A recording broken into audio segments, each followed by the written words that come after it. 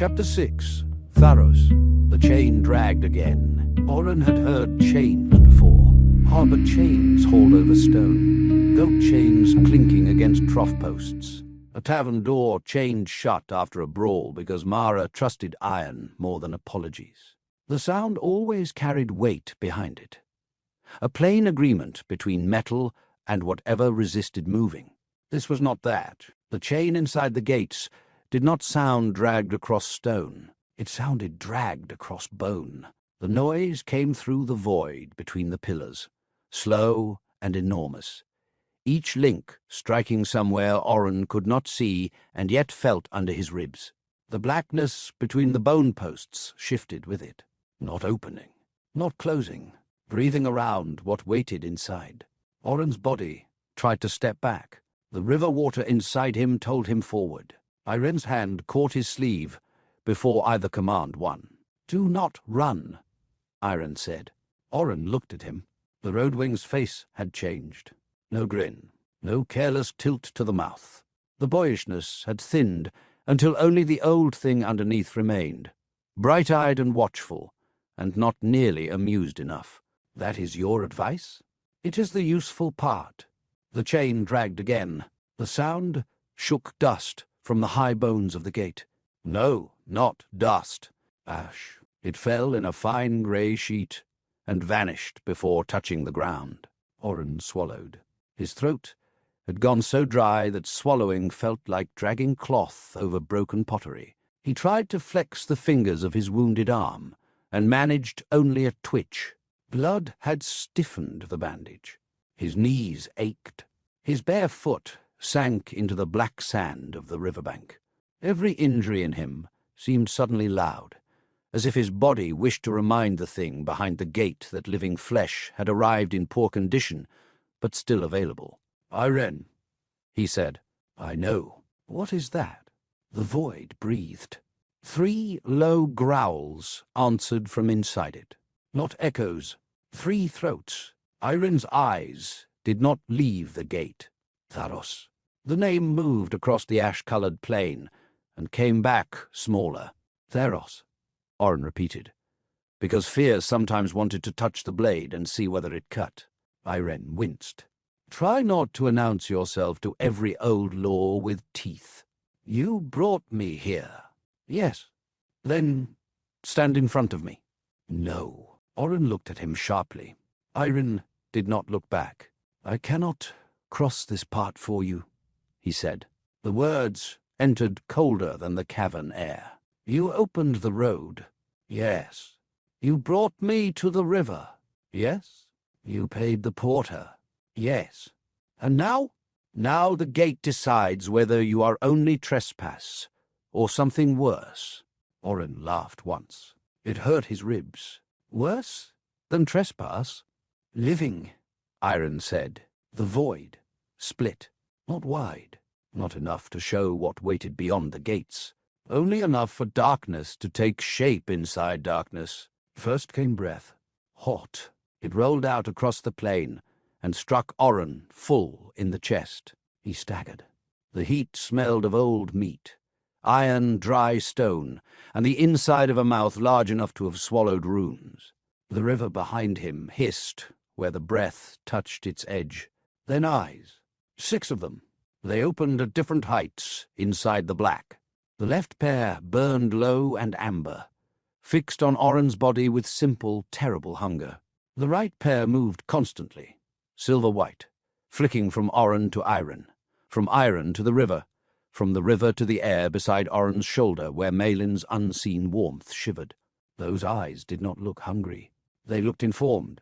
The center pair were dark, not black like the void, dark like soil under winter, dark like a room after someone has left, and the chair remains warm. They looked at Orren and did not immediately want to eat him.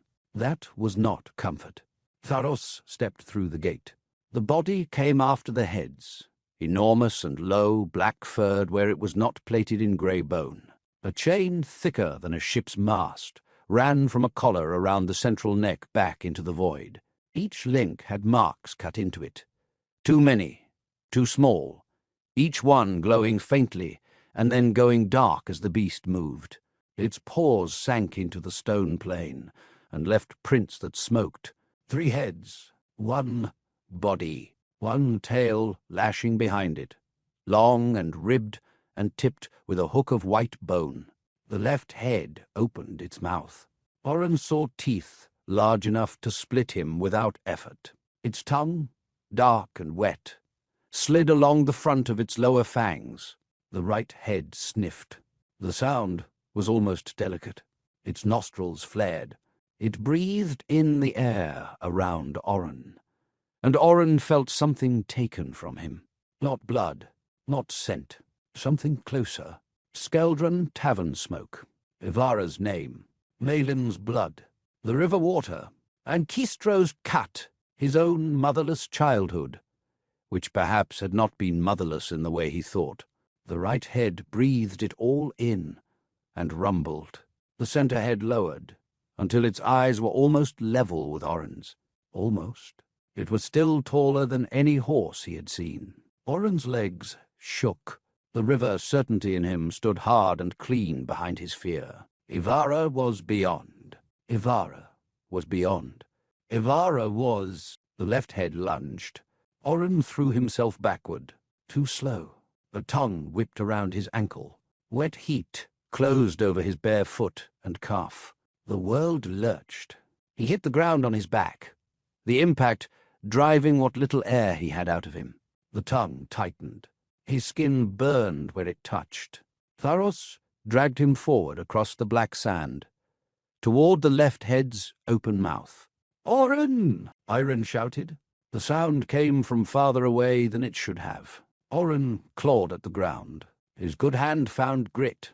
His wounded arm failed under him. Sand filled under his nails. He kicked with his booted foot and struck nothing but air. The left head's breath washed over him. The mouth opened wider. The center head growled low, not at Orren. At the left, the pull slowed, not stopped. The right head sniffed again, sharper now, almost offended. Iren stood several paces back, hands clenched at his sides. Several paces back, not helping.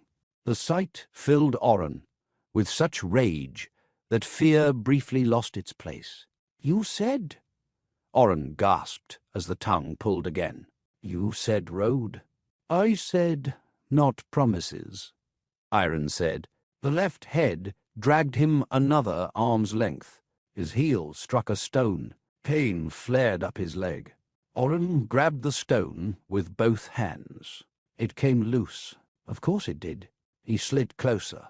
The teeth filled the world.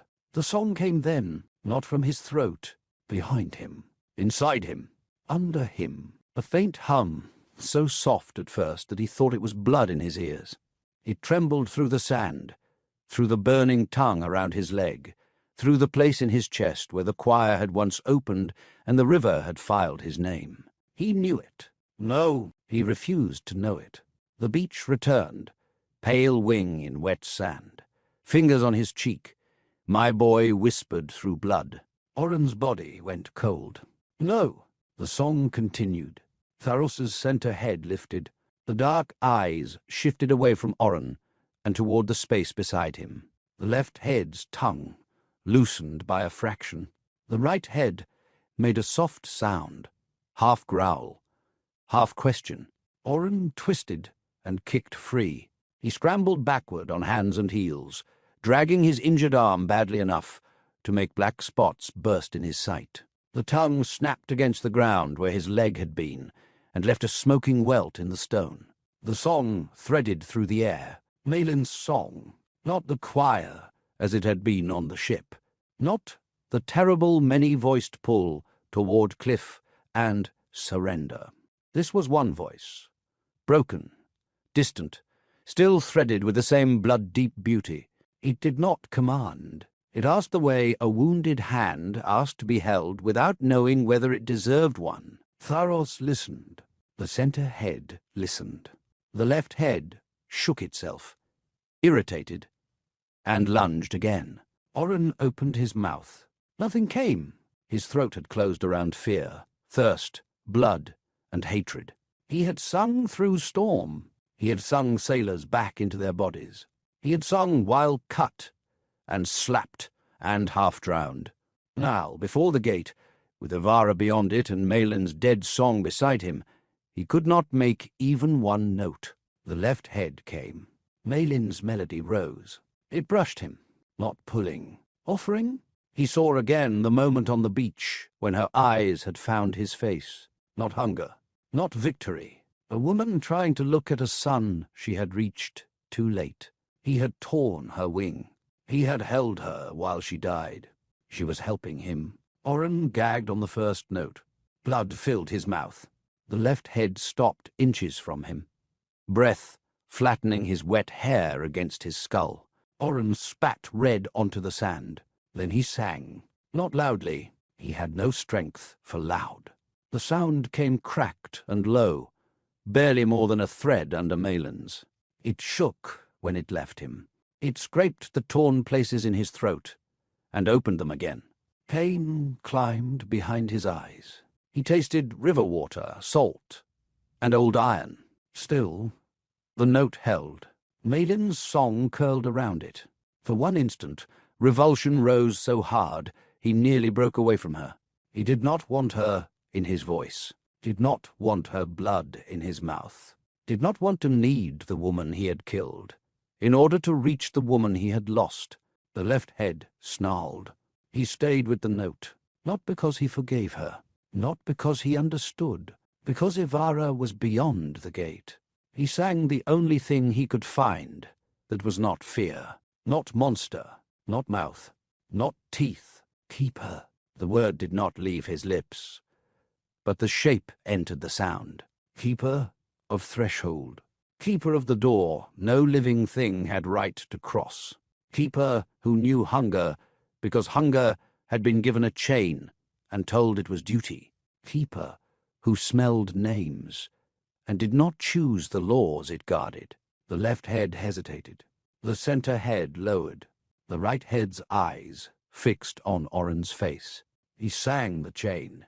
That surprised him. The song found it before he did. The weight of it. The marks burned into each link. The drag across bone. The old command running from collar into void. The sound of a creature that could devour and yet waited. Century on century. At a door it did not own. Tharos shuddered. The chain went taut.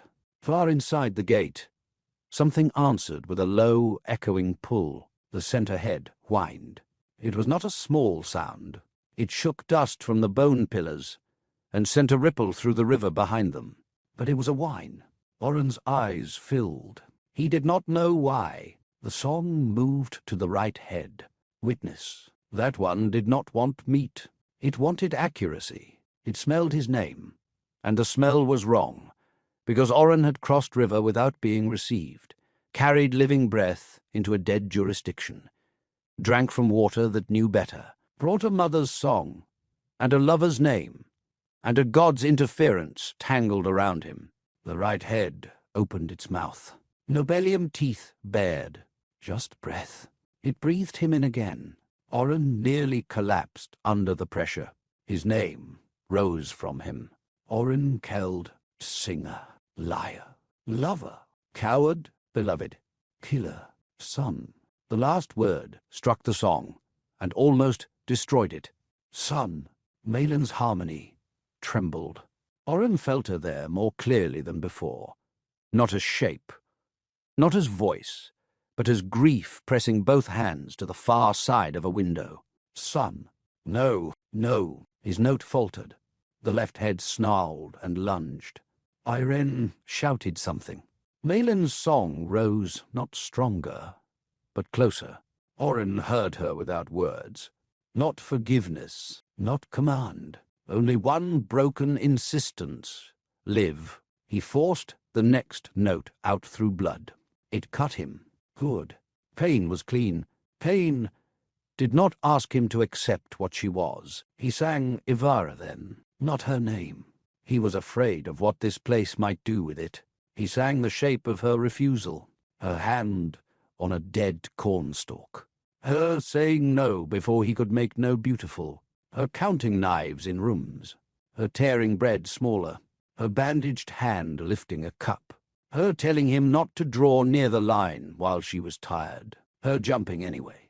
Her following anyway. The song changed when he sang her. It stopped pleading. It stood. Tharos's center head lowered until its nose nearly touched Orren's chest. The beast breathed him in. Not sweat. Not blood. Not even name. Need. The head growled. The sound entered Orren's ribs and made him understand, with sudden and terrible clarity, that Tharos did not care whether he loved her. Love had stood before these gates 1,000 times. 10,000. Mothers with dead infants. Husbands with rope marks still around their throats. Daughters carrying fathers' ashes. Kings demanding sons. Murderers demanding wives they had killed.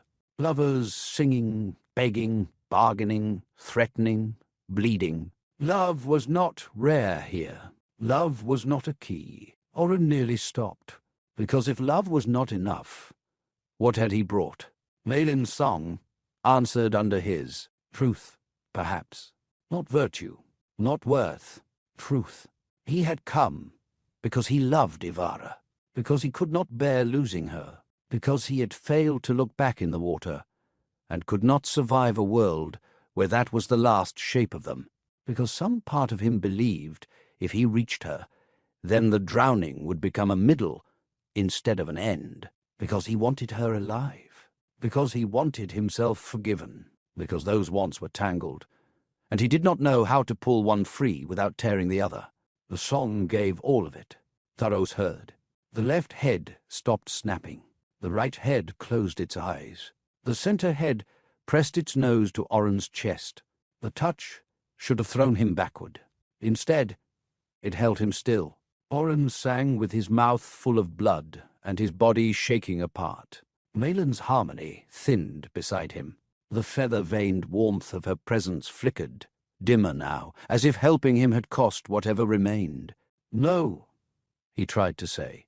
The word came out inside the song. Tharos exhaled. The heat of it passed through him and took the note with it. Silence fell. The beast withdrew one step, then another. The chain dragged back toward the void. The left head gave Orren one final look of open disappointment. The right head watched Iren and made a low sound that might have been warning. The center head turned last. It paused at the gate. Dark eyes found Orren again. He could not move. The center head bowed. Not submission, recognition. Then Tharos stepped aside. The way between the bone pillars opened, not wider, only differently. The void still stood there, black, impossible, but now there was a seam within it, a place where darkness folded inward, around a path narrow enough for one body at a time. Orren tried to stand, failed. His knees had become sand. Iren came to him then, only then. Orren wanted to curse him for waiting, hit him, weep against him. All three required strength he did not have. The road wing crouched beside him and did not touch him at first. Can you walk? Orren spat blood into the black sand. Ask me something new. Iren's mouth twitched and died before it became humor. That was impressive, he said. Orren's laugh scraped out of him. I nearly got eaten. Yes, impressively. Orren looked toward the gate. The seam in the void waited. Beyond it, the song below moved faintly through the dark. Volos's song, the house's song, the dead, Ivara, somewhere among or beyond or beneath it. Maelin's warmth had almost gone. He felt it at the edge of him, fading, against sense, against hatred, against the memory of his hands on her wing. He turned his head as if he might see her. Nothing, only ash-colored plain, bone pillars, Iren, river behind, gate ahead. Still, he whispered, Why? Iren's face tightened. Orren looked at him. Why did she help me? The road wing stood, too quickly. Iren. No, Iren said. The word was very soft. Orren stared. No? No, not here. What aren't you telling me? The seam in the gate pulsed once, as if impatient. Iren looked toward it, then back to Orren. Many things. Tell one, that if we stand on the threshold discussing your talent for attracting catastrophic women, Tharos may reconsider breakfast. Orren pushed himself to his feet. He nearly fell. Iren reached. Orren let him steady him this time, only for the single moment it took to get his weight under him. Then he stepped away. Tell me. Iren's eyes were bright and old and guilty. Orren knew the answer before the god opened his mouth. No, he did not know. His body knew something. His song knew. The right head had breathed the word from him. Sun, the beach, the hand on his cheek. My boy found you. The song that had come not to call him into death, but to help him through the mouth of it. No, Orren said. Iren said nothing. No! The road-wing's silence was worse than any answer. Orren staggered back one step. The gate breathed behind him. Maelin's fading warmth brushed his cheek once. Not a hand, less than air. Still he felt it. His throat closed. She was not, he said. Iren looked away. Say it, Orren demanded. Orren, say it. Iren's jaw tightened. When he spoke, he did not sound young at all. Maelin of the choir deep was your mother. The gates of bone and void stood open. Ivara was somewhere beyond them. Orren could not move. He looked down at his hands, at the blood dried in the creases, at the torn nails, at the places where pale down still clung to his skin, though he had scrubbed and sea and river and road had taken everything else. The last of Maelin's warmth left the air. Orren opened his mouth. No song came, only a sound too broken to be her son's, and too human to be anything else.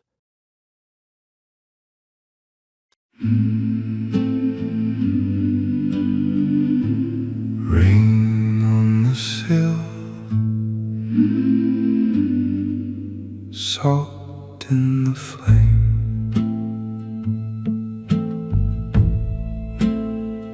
When the door goes quiet and the room lets go, lay the last word gently where the dark runs slow. There is still a road under ash, under rain. There is still a voice trying not to break. Carry the song through the dark and the foam. Carry the name when the cold calls home. Leave one small light